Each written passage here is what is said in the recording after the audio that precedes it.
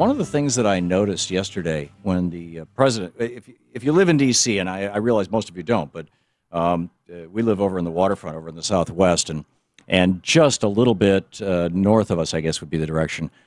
Everything has been shut down for the last couple of days, basically because this conference of the U.S.-Africa Leaders Summit has been going on. And the president spoke there yesterday and held a press conference. And in his press conference, I found it a little strange that the press didn't seem to be all that interested in the topic of the meeting, of the convention. You know, what's going on? What is happening? This is a continent. I mean, you know, it's a major part of the world. And most of the questions that the press had to ask were about other things.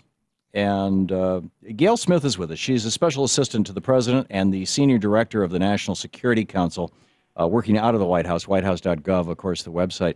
Gayle, welcome to the program. Thank you, Tom. Thanks for having me. Thanks for joining us and being available to fill us in on what actually, you know, why this conference, what happened at this conference, what's, you know, going in the past and going forward, what our position is going to be.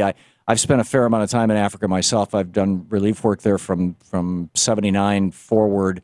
Most recently, I was in Sudan right after the War of Independence, in South Sudan, excuse me. Yep. And Kenya and Uganda and Tanzania. And so anyway, I have some familiarity with. Pardon? So you know what you're talking about. Well, I have some familiarity with some parts of the continent. It's a huge and diverse continent, you know, which is lost on most Americans. So what? First of all, why this conference and what came out of it? The decision to have this summit came out of the president's trip to Africa last year, where I think a number of things came through.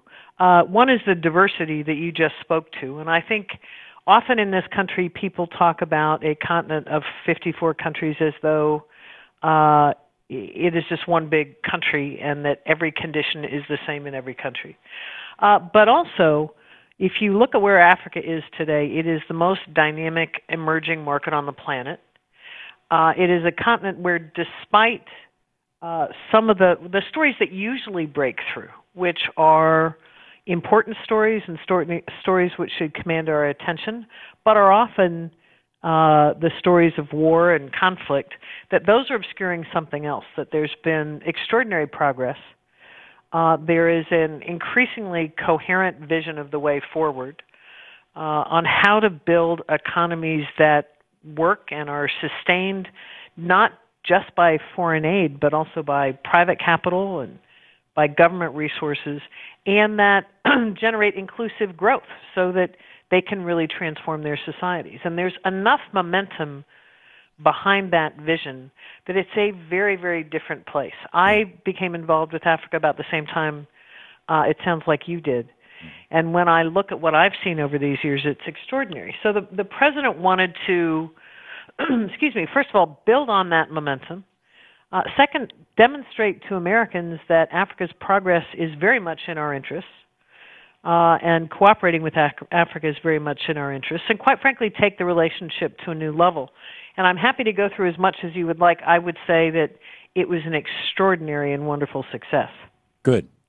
That's great. One of the things, the last time I was on the continent was a couple of years ago. We did this show for a week by satellite phone from the 15 miles from the Darfur border in northern South Sudan, and I had spent part of an afternoon the day that we arrived with Salva Kiir, the new president of South Sudan, the former rebel leader, and just, you know, traveling around Juba and wandering, and we were, you know, and then we went all the way up to the north. We took a bunch of food up there along with a UN group, and everywhere I looked there were Chinese. The Chinese were really, really aggressively, and as well as in Kenya, we stopped in Nairobi on the way, you know, to change flights and things and connect through. The Chinese are there's enormous natural resources in Africa that the Chinese are very, very interested in. Are we playing catch up here? Well, a lot of people have asked that. I think I don't think this is a competition. I think first and foremost, it is good for Africa and good for the global economy if Africa is connected to markets all over the world. So that's number one. But I think our approach is very different than China's. You rightly point out China has a great interest in Africa's natural resources. China's economy and middle class is growing at tremendous speed. Our interest is certainly in investing in Africa, and we've got domestic economic interests in investing in a new market. But I think our interest is at the same time helping to build Africa's capacity, again, so that you get economies that work and it also benefits Africa. In other words, building civil society. Well, part of it is building civil society. I mean, we talked about a number of things over the course of the 3 days, and the summit was not just a one-day event, as you point out. It officially started last Friday with an event called FaithWorks, which was people from every faith you can imagine and the full spectrum. And then we had 3 days of official events just culminating last night. And, for example, when we talked about trade, part of it was we've got something called the African Growth and Opportunity Act, which was signed into law almost 15 years ago, is up for renewal soon. Very important to the African leaders. It gives them particular benefits in terms of access to our market. So we talked about that. We talked about how we can get more U.S. investors into Africa at the Business Forum on Tuesday. But we also talked about how we can build Africa's capacity to trade with itself. And the leaders were very frank about some of the challenges. It is often easier for them to trade with Europe than their next-door neighbor. We've got a lot of things that we can do to, for example, help them meet a goal that they've set, which is to triple trade in agriculture within Africa. Right. So we've committed to doing that. We're doing a lot of it. The president announced that we would be doing much more of it. So I think for us, it's investing in Africa's future, but it's also helping build capacity, which is something that we're very committed to doing. We're talking with Gayle Smith, Special Assistant to the President and Senior Director of the National Security Council.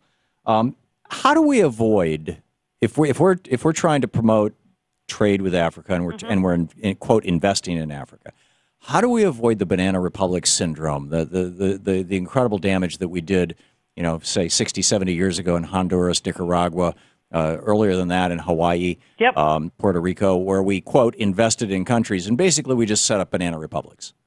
I think that's a great question, and this came up as well. I think there are a few things. One is there's a lot more, and certainly can be more, but there's a lot more transparency at least available, if not fully, in the system. Again, this is an issue that was discussed. How do you get more transparency in terms of what companies are actually doing, but also what governments are doing? The president launched something a couple of years ago with 8 other countries called the Open Government Partnership. 8 African countries have joined, and they do things like publish their budgets. So there are developments like that that are very positive. I think the other thing, we have 2 initiatives. The most recent and the one that got a great deal of attention at the summit is something called Power Africa, where we have pledged to go on a course to double access to electricity in Africa. Now, you can't do that with foreign aid, and you shouldn't do it with foreign aid. You should use the assistance to be the kind of tactical tool you need for some technical advice, for some other pieces that are missing. What we're trying to do is bring private capital into the mix. Much of it is African. Right. Some of it is American. Fantastic. Well, I'm thank you, Gayle, for dropping by and filling us in on what happened. Outside of Ebola, it seemed like that was about the only part of Africa that got talked about, during the press conference. Well, I really appreciate your asking about it, and thanks very much. Thank you for being with us. Gayle Smith at whitehouse.gov. We'll be ready.